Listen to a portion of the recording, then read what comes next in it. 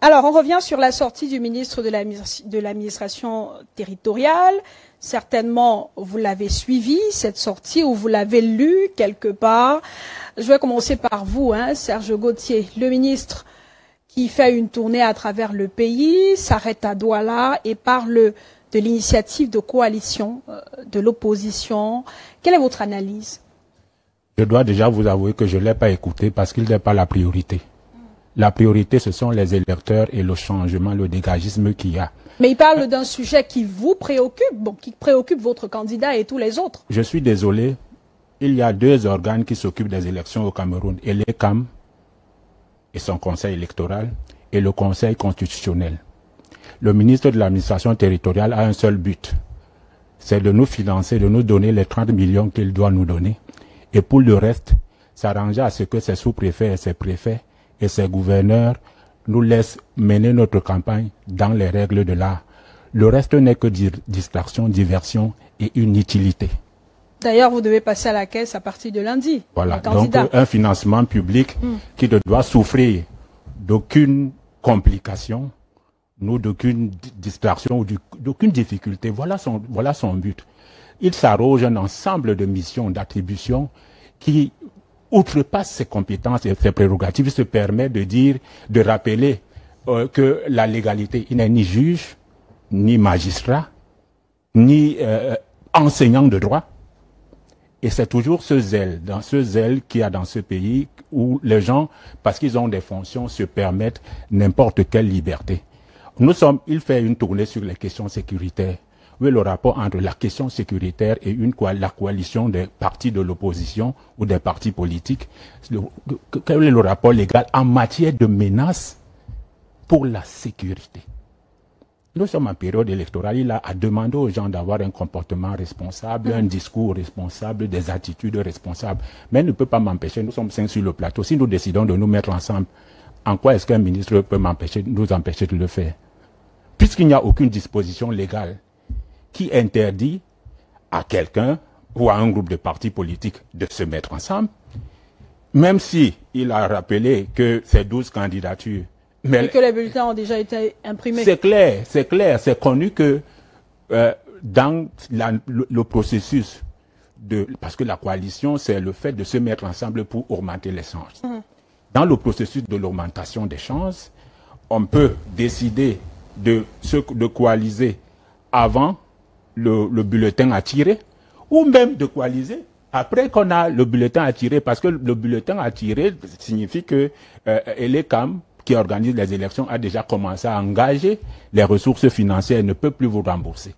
Mais est-ce que ça empêche, par exemple, qu'on se dise, on se met derrière un candidat, même s'il y a 12 bulletins, et qu'on communique, on a 2 semaines, au cours desquelles on peut dire, bien que mon bulletin de vote soit là, je vous donne la consigne de ne pas le voter et de voter tel. Lui, à Tangandji, va empêcher ça? Je voudrais avoir également l'avis de Philippe Nangas sur cette sortie de Paul Atanga-Ndji. Vous l'avez suivi, vous l'avez écouté, vous l'avez lu? Bien sûr que je l'ai écouté, puisque ça circule dans les réseaux sociaux.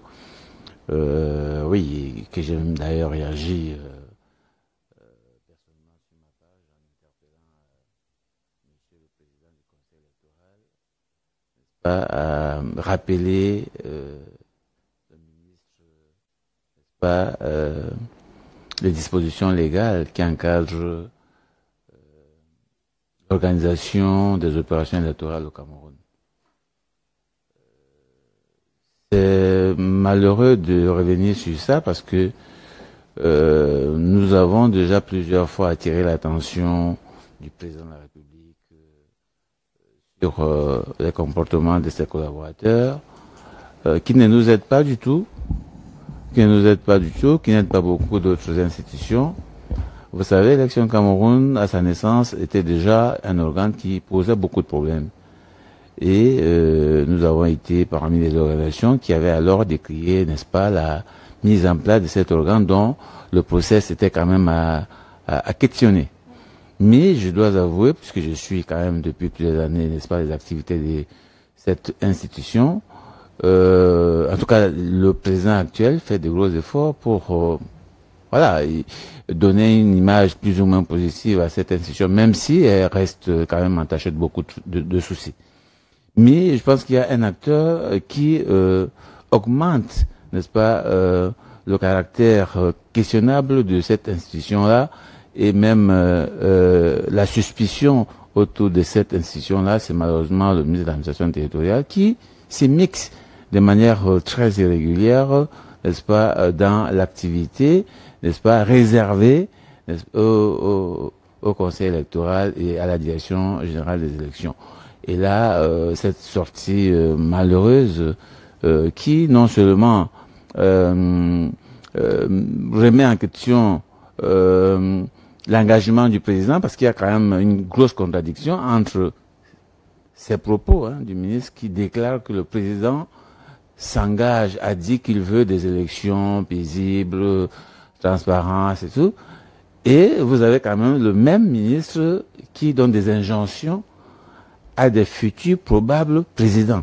Parce que quand il parle des candidats, il parle à des Camerounais qui potentiellement pourraient être à la place du président actuel. C'est-à-dire, tu leur parles avec respect quand même. Donc, mais il leur donne des injonctions, il menace. Ça ne peut pas être, n'est-ce pas, une posture de construction de la paix et de la cohésion sociale. Mais donc, vous ne pouvez pas vous mettre en contradiction comme ça. Comme il le dit à chaque fois, il est garant. Le ministre de l'administration territoriale est garant de l'ordre public. Est-ce qu'il n'est pas un peu dans son rôle? Peut-être il se dit que des initiatives comme celle-là peuvent troubler l'ordre public. Bah, pendant que vous parlez, je réfléchis comment est-ce que des partis politiques qui décident de se mettre ensemble, cet acte pourrait constituer une difficulté d'ordre public. Je cherche à comprendre. Au contraire, si vous avez 12 candidats qui organisent, qui multiplient les meetings à gauche et à droite, il me semble que c'est ça qui est plus compliqué que d'avoir 5 candidats qui se mettent ensemble. Et donc, au lieu d'avoir 5 meetings, vous avez un seul meeting qui rassemble 5 personnes.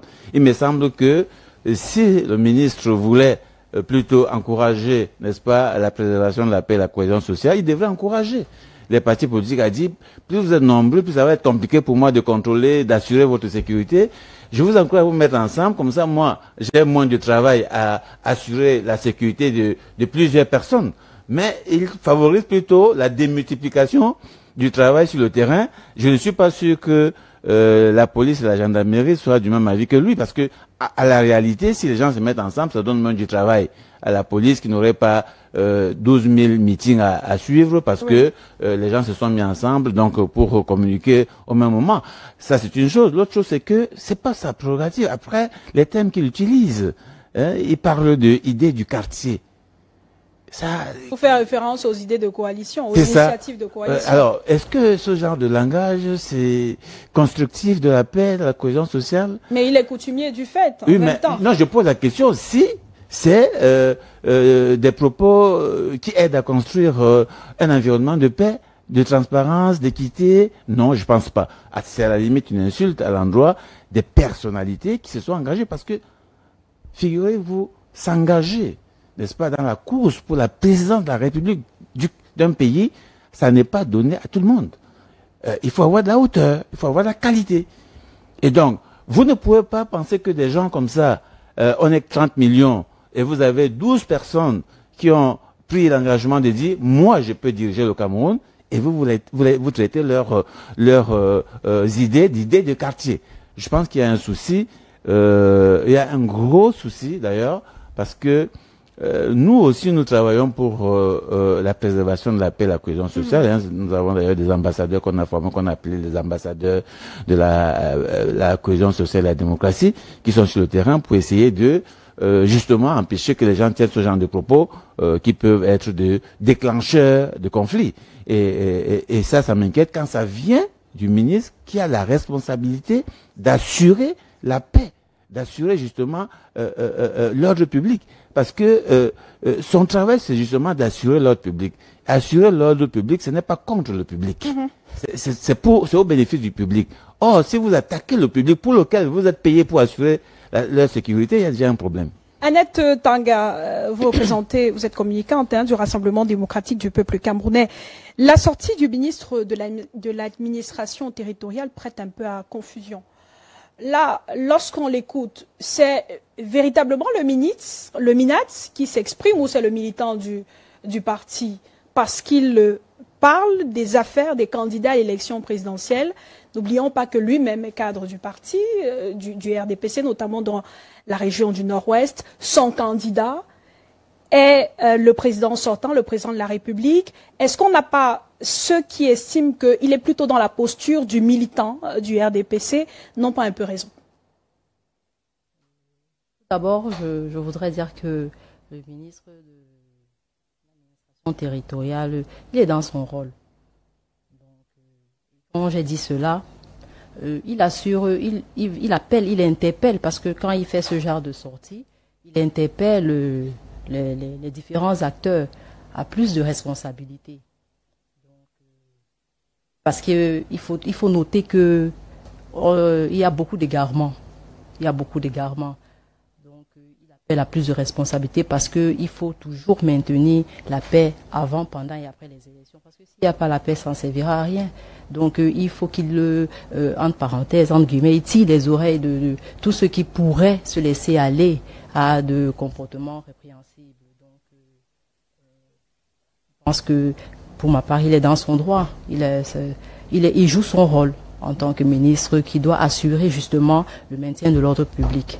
Donc, il est dans son droit. Il joue également son rôle. Il est dans son droit en parlant des initiatives qui sont en train de se former, des initiatives de coalition, des stratégies que mènent les candidats à l'élection présidentielle. Il est toujours dans son rôle.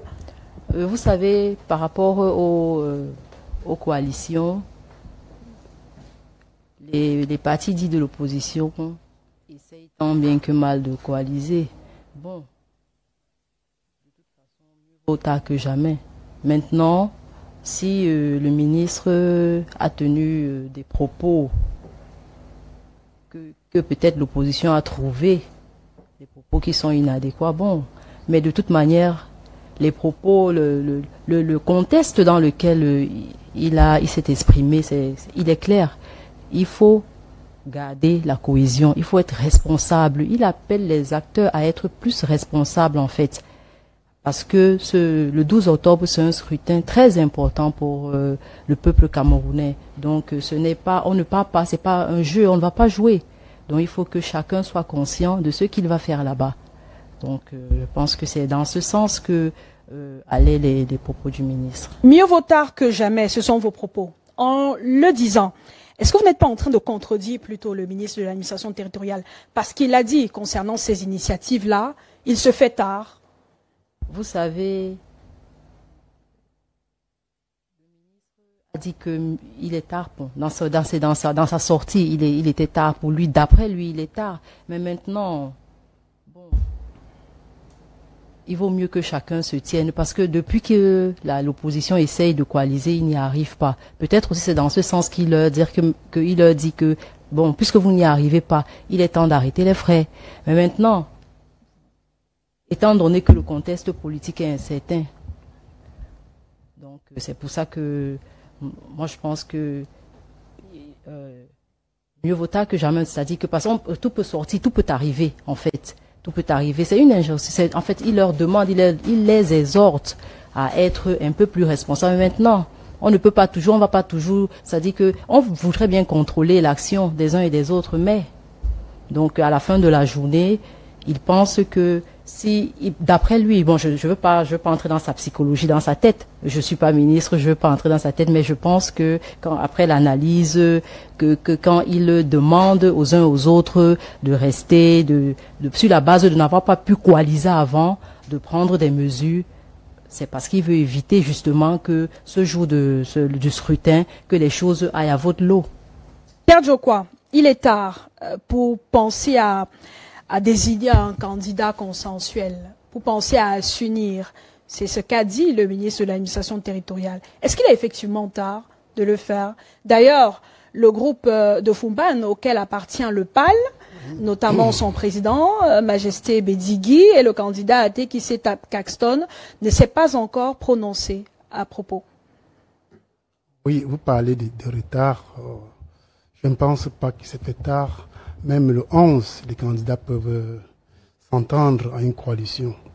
Et qu'en déplaise au ministre de l'administration territoriale, qui, ma foi, n'est pas son premier essai. Oui, comme a dit l'ONG Philippe Nanga, il menace l'un des futurs présidents de la République. À son Moninex, il a ajouté les ventouses. Il a dit, maintenant, il ne dit plus le Moninex, il va écraser dans le Moninex. Il dit, il va absorber, écraser. Mon Dieu, les propos venant d'un individu comme ça, est-ce qu'il est Camerounais vraiment? En son temps déjà, de regretter, mais moi, je parle de Congo. Itima Ferdinand, il disait qu'il va fouetter. Ça faisait du tollé déjà, du tollé. Mais il dit, il va écraser. Je me demande s'il est vraiment Camerounais comme moi. Écraser les Camerounais. Il n'est pas sa première négation. Vous vous souvenez encore des troubles au nord-ouest, sud-ouest? Il dit, il dénie ça. Il y a une négation pour lui. Il n'y a pas de trouble là-bas.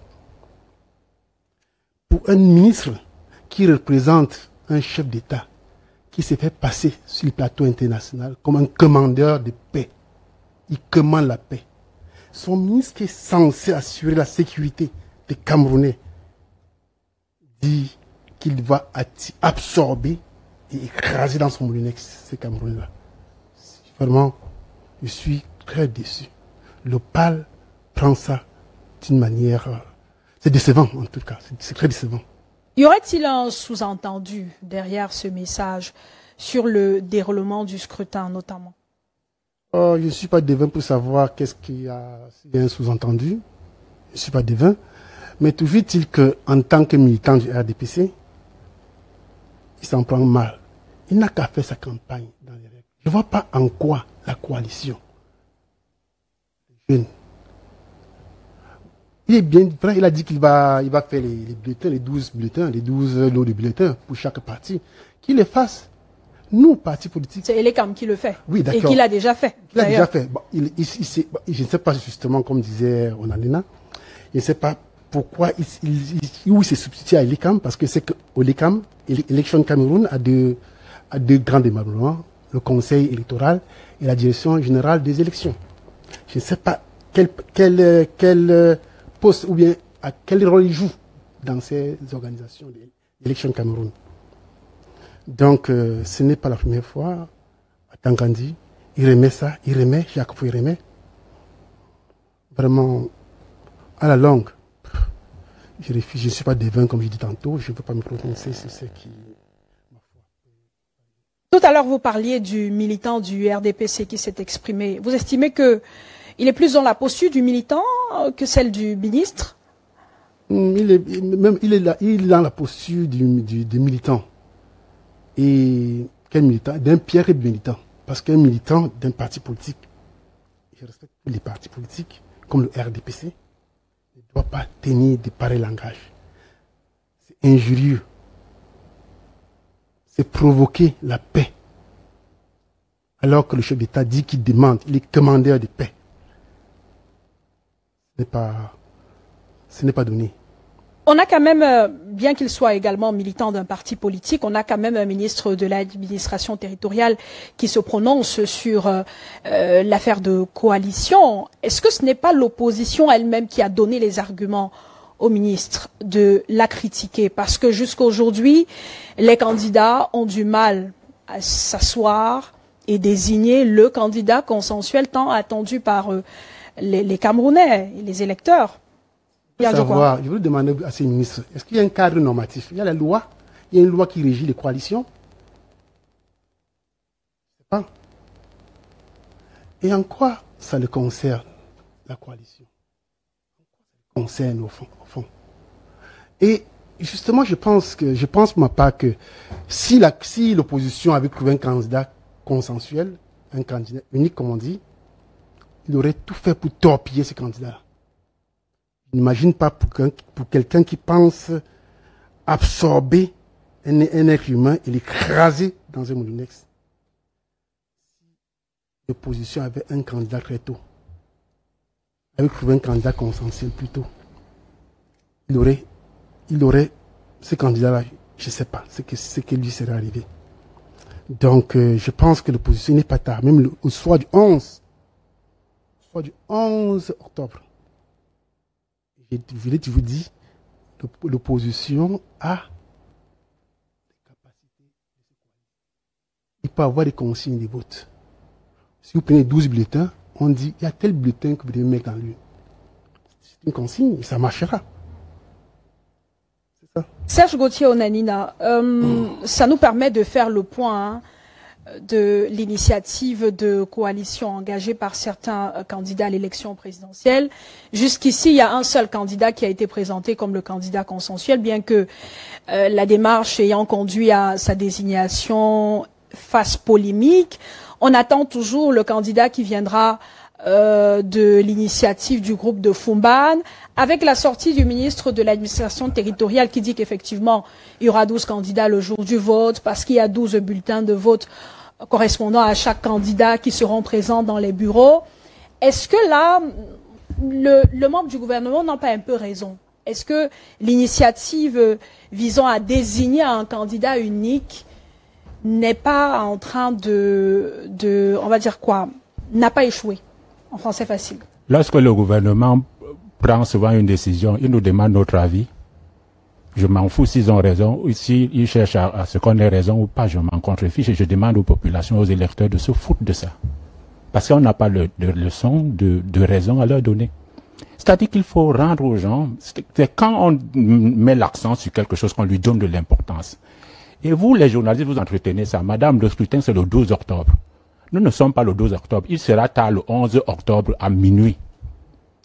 Vous passez le temps à dire à l'opinion, la coalition est impossible, les gens ont du mal à se coaliser. Quelle est la loi qui a fixé la date? Mais ce sont les hommes politiques qui le disent, pas les médias. Je vous dis, si je suis leader d'un parti politique, je décide de coaliser quand je veux. Je ne décide pas de coaliser parce qu'un journaliste l'a dit ou bien ça se dit dans l'opinion. Laissez-nous au moins notre liberté. Si vous estimez que nous sommes en démocratie, laissez les gens s'exprimer et avoir le temps nécessaire. Arrêtez de mettre la pression sur les gens parce que vous n'avez pas payé leur caution. Ce n'est pas vous qui êtes à l'origine de leur projet de société. La seule chose sur laquelle ils vous sont redevables, c'est qu'ils vous font des promesses de transformation du pays. Et vous devez être exigeant dessus. Maintenant, la capacité à se mettre ensemble, la volonté de se mettre ensemble, il y a un deadline pour l'élection, pour le vote. Ce deadline, c'est le 12 octobre. D'où vient-il que depuis 2 mois, les gens vous disent, vous n'avez pas encore coalisé, alors que eux-mêmes, certains n'ont même pas encore récupéré les cartes. Moi, je suis surpris par cette maladresse comportementale de toute l'opinion, entretenue d'ailleurs par tout le monde. Et il faut avoir aujourd'hui le courage de le leur dire. Si vous dites que vous attendez une coalition, attendez, patientez. Et si elle n'a pas lieu 2 à 3 jours avant le vote, exprimez votre déception. Vous ne pouvez pas exprimer votre déception 1 mois, 3 semaines. J'allais vous relancer dessus, Serge Gauthier. Attendre jusqu'à quand? Parce que plus on attend, plus peut-être je viens de vous le dire. La stratégie peut être inefficace. Présenter au Camerounais le candidat consensuel. Oui. Quelle chance que le message arrive, atteigne toutes les cibles. Vous savez, quand la volonté, à la veille de l'élection. Madame, quand la volonté populaire existe, l'efficacité n'est pas un problème. Quand la volonté populaire existe, c'est-à-dire que si le peuple estime vraiment qu'il est dans une logique de dégagisme réel, le temps pour lui, la volonté n'est pas un problème. Ça, c'est la première des choses. La deuxième des choses, c'est que moi, il faut que nous arrêtions de faire les leçons de style aux gens. Parce que nous-mêmes, dans l'opposition, nous menaçons souvent aussi le gouvernement en cas de fraude. Quand moi je veux critiquer M. Atangandi, je lui pose la question sur la loi. M. Atangandi est libre d'utiliser toutes les expressions du monde qu'il veut, tant que ça ne viole pas la loi. À chaque fois que moi je veux le critiquer, je dois citer une disposition de la loi. Il peut m'appeler Molinès Condiment. Quelle est la disposition de la loi qui le lui interdit? Là, aucune. Donc, on s'accroche sur des détails parce qu'on veut entretenir de la haine. Non, on est dans une concurrence politique et chacun joue son jeu. Il joue son jeu de la surenchère verbale en tant que membre du gouvernement, c'est-à-dire une entité de l'État qui est dirigée par un parti politique dont il est militant. Et dont il prend ses positions en tant que militant. Moi, de l'opposition, je lui dis, je le réponds également conséquemment. Tant que ça ne viole pas la loi, parce qu'il faut qu'on sache une chose, nous sommes appelés à gérer le pays demain. Et ce pays que nous devons gérer, nous allons le gérer sur la base de la loi, pas de nos humeurs, pas de nos émotions, pas de notre amour ou de la haine des individus. Parce que ça doit être su et dit. Parce que j'ai l'impression qu'il y a, je le défends pas, mais j'ai l'impression qu'il y a un acharnement. Vous avez vu, quand il a parlé de coalition, il a posé la question, il peut m'interdire en quoi? Sur la coalition. Pour dire que, pour qu'il m'interdise, il faut que ce soit la loi. Mais il peut m'appeler molinaise, condiment, abeille, poisson, machin. La loi ne l'interdit pas. La loi va l'interdire le jour où il va commencer à tenir un mot, à utiliser des mots qui sont inscrits que la loi rejette, refuse. Et il utilise ces métaphores, ces images, on insiste dessus, on nous distrait avec ça. Moi, je dis et je répète que concernant la coalition, il faut attendre jusqu'au dernier jour. Monsieur Atangandi, il n'y a aucune loi, aucune disposition légale qui interdit que les coalitions se fassent entre les partis politiques. Il n'y a aucune disposition légale qui fixe, ça c'est à l'intention du peuple, un rendez-vous, un deadline. Parce que ça peut aussi être, le fait que ça traîne peut aussi être une stratégie. Pourquoi on doit être capable, on doit venir vous dire que non, nous avons dans notre coalition la stratégie. Non. Laissez-nous. Laissez les gens faire les coalitions. Et puis, pour la candidature unique, il ne peut pas avoir une candidature unique. Ne rêvons pas. Il y aura une candidature consensuelle. Consensuelle, mais elle ne peut pas être unique. Unique signifie que tous les 11 se sont mis ensemble. Or, dans les scénarios qui existent, il y a des gens qui ne sont pas du tout prêts à coaliser. Les non-partants. Les non-partants de la coalition. Je l'ai dit depuis 1 ou 2 mois ici. Je ne veux pas citer leur nom. Il y a des gens qui estiment qu'ils sont plus jeunes. Et donc, ils ont encore le temps nécessaire pour cela. Il y a des gens qui estiment qu'ils ont des scores à améliorer. Et que, par conséquent, parce qu'on a estimé ils ont estimé que leur score à l'élection précédente n'était pas intéressant et ils ont été souvent dénigrés, méprisants. Donc, ils ont quelque chose à montrer, des preuves à prouver.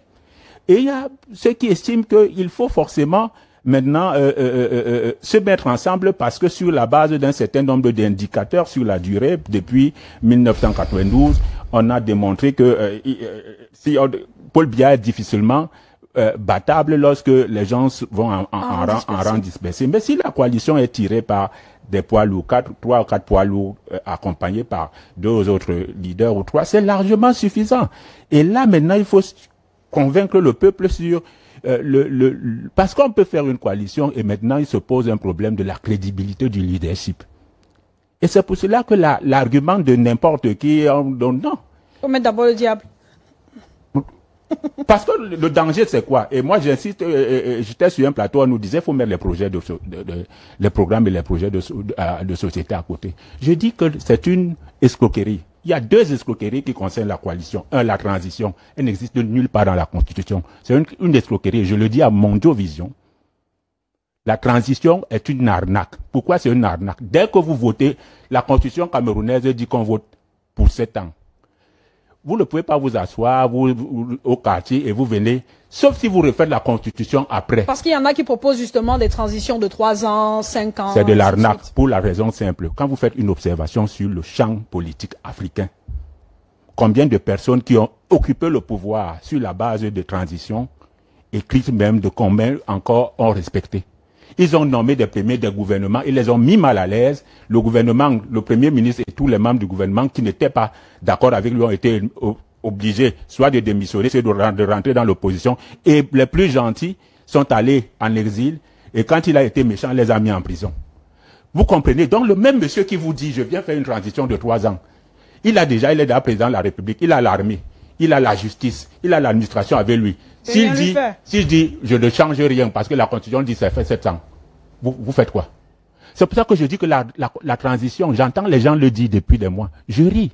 C'est une arnaque grosse. Ça, c'était la première des choses concernant la notion de coalition. La deuxième chose concernant la notion de coalition, c'est que ce sont d'abord prioritairement les candidats qui se mettent ensemble. Si on va à une course, à une compétition, c'est nous qui nous entendons de nous mettre ensemble. C'est pas quelqu'un qui sort d'ailleurs et qui se lève et qui dit j'ai décidé que tel est votre. On ne l'a pas reconnu comme autorité morale avec le leadership nécessaire pour pouvoir nous désigner quelqu'un. Et se lève un jour et se met à... C'est encore là-bas une grosse... C'est même du banditisme. Il désigne et il présente. Oui, il faut le dire. Consensuel. Il faut le dire avec vigueur et fermeté, c'est du banditisme. Il faut respecter, et je termine par là, il faut respecter, la dignité des candidats de façon individuelle, leur personnalité et leur engagement. Venir se placer et décider à leur place, c'est leur manquer de respect, c'est leur mépriser. Et j'estime, moi je suis pas leader, je communique pour un leader, j'estime que certains leaders ont été très gentils. Parce que moi, en tant que conseiller de leader, je vais demander au leader de faire une sortie énergique. Parce que quelqu'un ne peut pas vous se permettre, ou deux personnes ne peuvent pas se permettre de mépriser d'autres comme ça. Non. Et il y a d'ailleurs eu la sortie de certains leaders à propos de cette présentation d'un candidat consensuel. Philippe Nanga, sur l'initiative de coalition, Serge Gauthier le disait tout à l'heure, c'est un sujet qui revient à chaque fois et on en parle depuis la convocation du corps électoral, même bien avant. C'est le rêve des Camerounais d'avoir des candidats de l'opposition, les 11 candidats de l'opposition ensemble, désigner un candidat consensuel qui sera en face du président sortant, candidat du RDPC. Évidemment, à cette date, on est d'accord que les 11 candidats de l'opposition ne pourront pas s'unir, mais telle qu'elle a été présentée, cette coalition, est-ce que c'est la seule stratégie gagnante qui puisse faire gagner l'opposition ou un candidat de l'opposition face au président de la République, de votre point de vue?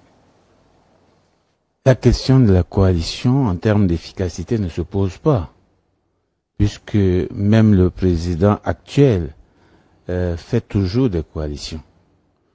Je ne connais pas une seule élection de M. Biya où son parti n'a pas coalisé avec d'autres. Des alliances ou des coalitions? C'est la coalition. Une coalition, c'est quoi? C'est une alliance. Et généralement, elle est stratégique, elle peut être refondatrice, elle peut avoir plusieurs formes. On peut se mettre en coalition pour soutenir une personne et que cette coalition-là porte un programme. Ça peut même être le programme d'un candidat. D'accord? Maintenant, ça peut être un programme consensuel. Donc, il y a plusieurs formes. Il y a plusieurs formes pour construire une coalition. Donc, la question de l'efficacité d'une coalition ne se pose pas, puisque M. Biya lui-même fait les coalitions. Maintenant, oui, c'est une demande sociale, puisqu'on voit qu'en face, on fait la coalition. Si quelqu'un, avec la machine administrative, tous les avantages que le RDPC a, ils font quand même la coalition. Je ne vois pas comment un parti de l'opposition, tout seul, pourrait, sans coalition, n'est-ce pas, faire face à un candidat qui s'appuie, n'est-ce pas, sur ce que nous avons et qui ensuite fait des alliances. Je vois pas comment vous pouvez le battre. Donc je pense que c'est une demande légitime d'une opinion qui a analysé quand même l'environnement et constaté qu'il y a quand même une force en face qui demande à ce qu'il y ait une structuration aussi de l'autre côté pour pouvoir renverser cette force en face. Donc c'est tout à fait légitime. Maintenant, moi je pense que oui, depuis longtemps les tractations se font. Je suis d'accord qu'il faut laisser les leaders s'exprimer. Maintenant, on ne peut pas empêcher. Moi, je vois à la limite, le constat que j'ai fait aujourd'hui, c'est que apparemment les 11 candidats ont leur coalition. Et quand vous interrogez un leader, vous dites oui, moi j'ai ma coalition. Chacun? Oui, mais bien sûr.